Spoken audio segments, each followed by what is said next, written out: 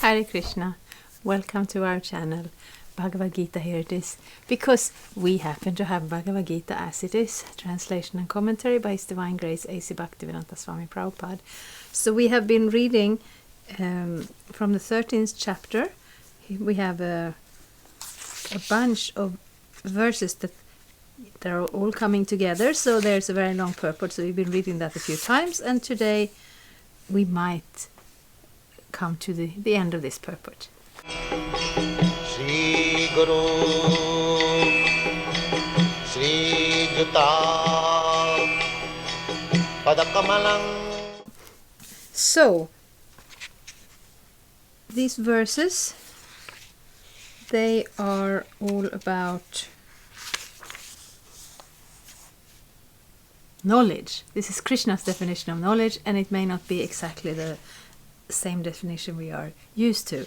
So I'll read the verses, Sanskrit and English again, and then I'll jump to where we ended last time.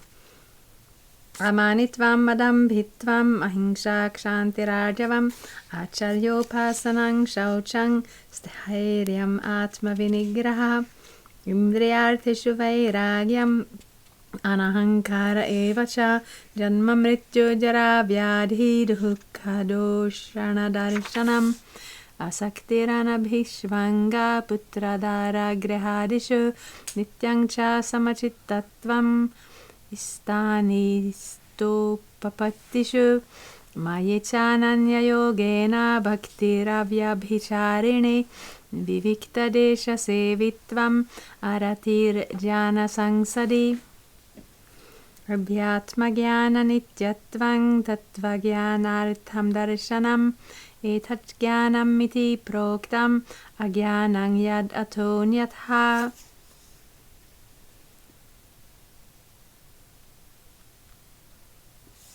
Humility, pridelessness, non-violence, tolerance, simplicity, approaching a bona fide spiritual master, cleanliness, steadiness, self-control, renunciation of the objects of sense gratification, absence of false ego, the perception of the evil of birth, death, old age and disease, detachment, freedom from entanglement with children, wife, home and the rest. Even-mindedness amidst pleasant and unpleasant events, constant and unalloyed devotion to me, aspiring to live in a solitary place, detachment from the general mass of people, accepting the importance of self-realization and philosophical search for the absolute truth. All these I declare to be knowledge, and besides this, whatever there may be is ignorance. So ignorance is an interesting word too, because it can be used like in at least two different ways.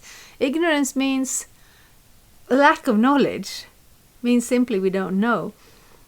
And in one sense it can mean a certain flavor to everything. Things that are, well, we're in the material world and we are living entities of the spiritual variety. And it's a bit of an incompatible situation, and therefore human life can be set up in different ways. So Krishna is recommending, and therefore we're also recommending, that you try to set up life in such a way that without undue difficulties, without really lacking anything that we need, that we don't get too dragged down into this material existence, and in a positive sense, that we have the direction is spiritual, the vision is spiritual, that our life is not only avoiding the negative influences that can be there in this world, the entanglement, the distractions, but that we positively add a spiritual aspect to our lives, because that's sort of something we can do in this human form of life. We can actually come back to realize our spiritual nature. So when we don't do that in general, then we are dealing with some level of ignorance or other. I think the next chapter, actually I know it's the next chapter because I can just look it up. It's called The Three Modes of Material Nature. And we've been talking about these modes of nature, goodness, passion and ignorance, throughout these 13 chapters. It comes up here and there. And now soon we will come to that chapter that will be dedicated to understanding the three modes of nature. But in short, one can say mode of goodness is a peaceful place of duty and satisfaction. Mode of passion is a drive to achieve something, so it's also very active but sometimes very frustrated and not with the patience that it takes to sit down and contemplate and be a little introspective about life. And mode of ignorance doesn't even have that because mode of passion in a sense is the human level, getting somewhere, going somewhere, doing something. Mode of ignorance it's not the peaceful the mode of passion, we think about it like in different contexts. Like the hippie movement was kind of like dropping out from this keeping up with the Joneses. But then you can drop out in two directions. You can drop out into the introspective, purified life of spiritual inquiry, searching for self-realization. And you can drop out in the going nowhere, getting bogged down in drugs, a very dirty existence, a very aimless existence. So that's the other side of the coin, but it's never just two sides because you have goodness, passion and ignorance. You have three sides and nothing is ever purely one or the other in this material world. But yeah, that's one way of understanding the word ignorance. That's not what I came for. I came for continuing to read this purport where Prabhupada gives us so much extra, actually. Naturally, when one is adapted to the spiritual way of life, he will not want to mix with materialistic men. That would go against his grain. One may test himself by seeing how far he is inclined to live in a solitary place without unwanted association. Naturally, a devotee has no taste for unnecessary sporting or cinema going or enjoying some social function, because he understands that these are simply a waste of time. There are many research scholars and philosophers who study sex life or some other subject, but according to Bhagavad-gita, such research work and philosophical speculation has no value. That is more or less nonsensical. According to Bhagavad-gita, one should make research by philosophical discretion into the nature of the soul. One should make research to understand the self. That is recommended here. So, unnecessary sporting or cinema going or enjoying some social function. What do the Hare Krishnas not? Stay healthy, have interest in culture, or care about the people around them. So yes, it is good to... we're coming up to a certain age where we cannot exactly ignore the body. As long as you're young, little children don't need to do exercise because every moment they are active and alive and their body is still so fresh and energetic. And over time, we realize that we have to maybe be a little careful about how we eat so that it's kind of healthy. Be a little careful to make sure to get some sort of exercise because otherwise the body kind of gives up. Also culture, so much culture. And social function. Of course, we want to associate with like-minded people and within I was just saying here that one of Krishna's names is Nityotsava, which means a daily or an eternal festival. Every day is a festival with Krishna. So there can be so many social functions, but the focus is not, let me just expand my bodily consciousness. The focus is Krishna and spiritual, but we're not... our kind of spirituality is not the kind where we say, everything material is illusion and the spiritual is a kind of everything, nothing that you can't put into words and you can't really describe. no, we can describe Krishna. We cannot fully grasp Krishna with our words, but we can certainly, there is certainly something there to describe. So all these things, what Prabhupada would say that exercise for a Vaishnava is swimming, wrestling, and gardening. So we can do that, and we can. I did a little stint of gardening, and the next day, I could tell that the body had been activated. So yeah, we are not going against life, but it's just that in this life, we don't want to take the risk of losing our connection to Krishna, or even of not taking the opportunity to reawaken that connection. And therefore, we want to be a little careful. So, yes, so everything is there, the focus is Krishna, and therefore sometimes, especially we hear Prabhupada can sometimes be a little bit cutting. Oh, that's all nonsense, that's all a waste of time. And then we don't want to become offended, but we want to think about if that gives us some useful information if we want to take the direction of self-realization in this lifetime. One should make research to understand the self. That is recommended here. As far as self-realization is concerned, it is clearly stated here that Bhakti Yoga is especially practical. As soon as there is a question of devotion, one must consider the relationship between the supersoul and the individual soul. The individual soul and the supersoul cannot be one, at least not in the Bhakti conception, the devotional conception of life. This service of the individual soul to the Supreme Soul is eternal, nityam, as it is clearly stated. So Bhakti or devotional service is eternal. One should be established in that philosophical conviction. Yes, because that is the very central point of the Bhakti philosophy. Bhakti means love, means devotional service, means that we do something for the person we love because we want to connect to Krishna. And Prabhupada is stressing the fact that this is eternal. This is not something we do in order to get out of the illusion or get to a better place, and then at that point we will become God, or we will all merge in God.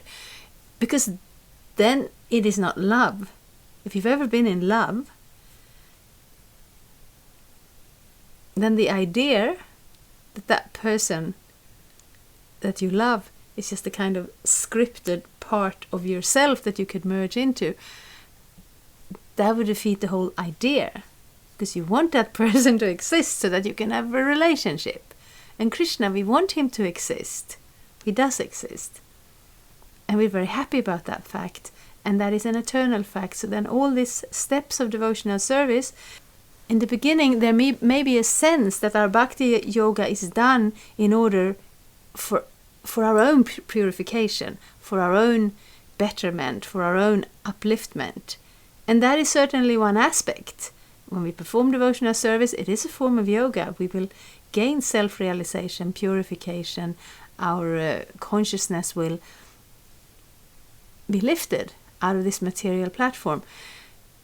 But the whole point is not that I'm doing this for me. The point is, I'm Krishna's eternal servant and I have forgotten it. And through the Bhakti Yoga process, I am remembering that again. And then naturally I will be purified and peaceful, and self-realization will be part of it. But ultimately it's a question of reawakening that relationship of love for the Supreme Personality of Godhead. In the Srimad Bhagavatam 1-11, this is explained. Vadanti tat tattva vidas tattvang yaj jnanam advayam. Those who are actually knowers of the absolute truth know that the self is realized in three different phases. It's Brahman, Paramatma and Bhagavan. Bhagavan is the last word in the realization of the absolute truth. Therefore one should reach up to that platform of understanding the Supreme Personality of Godhead and thus engage in the devotional service of the Lord. That is the perfection of knowledge.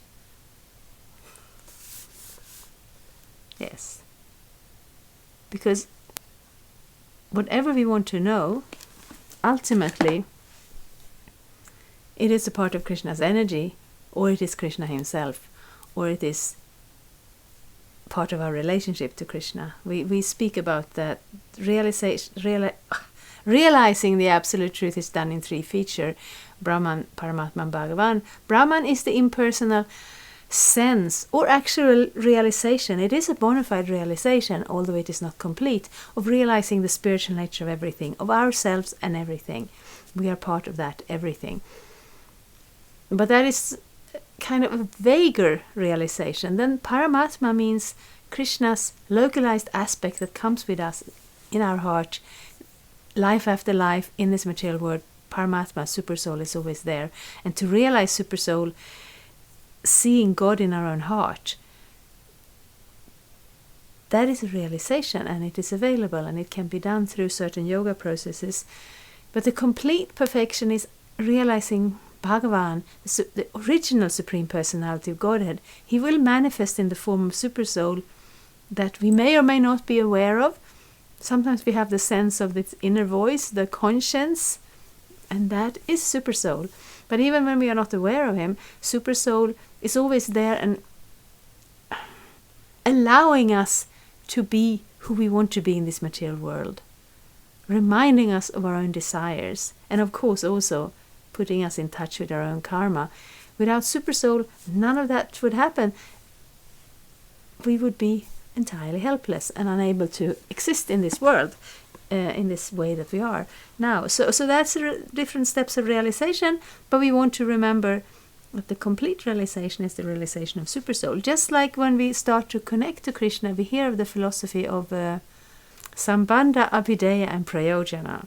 Sambandha means, well, I'm Swedish, we say samband. It means a connection. It means understanding what is what.